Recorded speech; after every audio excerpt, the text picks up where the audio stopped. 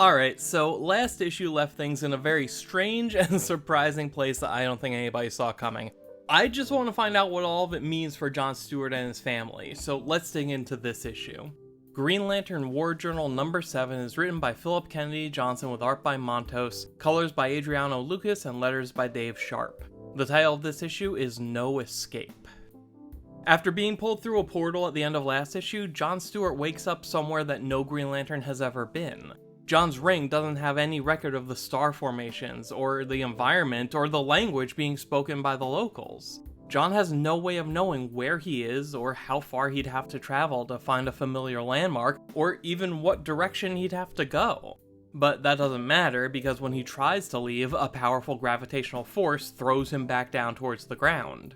The extreme gravity is surrounding the Dark Star of the Fen, a breach in space-time that's said to be a door leading to some kind of horrific nightmare of a world.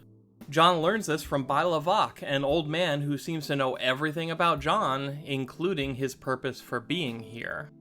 Now, in Philip Kennedy Johnson's Action Comics run, there was a character named Byla Esh, who was revealed to be a servant of the gods of the First World. Byla's job was to ensure that nobody unworthy ever found the piece of Ulgrin that was hidden deep within Warworld.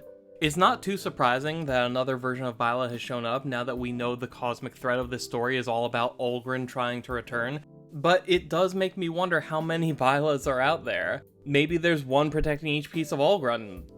Actually, Ulgrin's pieces were scattered throughout the multiverse. And this Byla looks different from the other Byla, and John's ring can't identify anything about the universe around him. John may have been thrown into another part of the multiverse. Maybe it's the world Shepard came from. It would be interesting to see our John have a conversation with the John Stewart Shepard knows, and it could give our John a new perspective on his own life.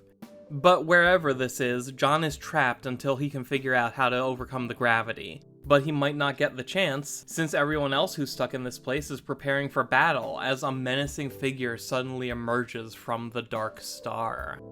Back on Earth, Ellie is doing a good job of manipulating John's mom into thinking that she's living a happy life with her daughter. But this moment of peace is only temporary. Dementia also impacts your immune system, and Ellie can't do anything about that. All she can do is give John's mom a happy delusion to occupy her final days. This bothers Steele, because with proper treatment, both the quality and quantity of those days could increase. But how do you oppose someone, or something, like Ellie, who's this protective and powerful? And how do you do it in a way that won't shatter John's mom's sense of reality? It's a question that they might not get a chance to answer, because Varen has made his way to Earth, and is going to hurt John by attacking his family. So that's it for the issue, and it has me feeling kind of worried about the rest of this series. The whole story swerved in a surprising and somewhat disappointing direction at the end of issue number 6, and now issue 7 wastes a lot of pages on showing and telling us virtually nothing. And that makes me nervous, since we now know from solicitations that Green Lantern War Journal is going to be ending with issue 12. I don't know when that decision was made, but I'm very confident that it was not the plan from the beginning. And in fact, this issue might have been so sparse because Philip Kennedy Johnson had to spend time reworking his story to account for there only being 5 issues left. To be clear, I don't think there's anything wrong with a 12-issue run. A good writer can use that space to tell an incredible story. I just worry since the story we're currently being told doesn't feel like it's anywhere close to being complete. This is far too late in the story for me to still be asking basic questions like, where is John? Why is he there? What is he doing? Why is he doing it? Even if the book wasn't going to end soon, we're 7 issues in, we should have a better sense of what's happening by now. But who knows, maybe the story of Ulgrin will continue in whatever book Philip Kennedy Johnson writes next.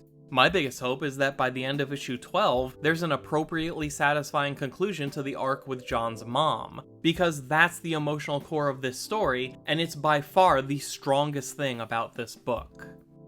Overall, I think my favorite thing about this issue is the page where John is trying to escape the gravitational pull of the Dark Star, and the horizontal panels get shorter as the gravity slows him down before throwing him back to where he started. That's the kind of creative use of the comic medium that I like to see. And that's Green Lantern War Journal number 7. What do you think?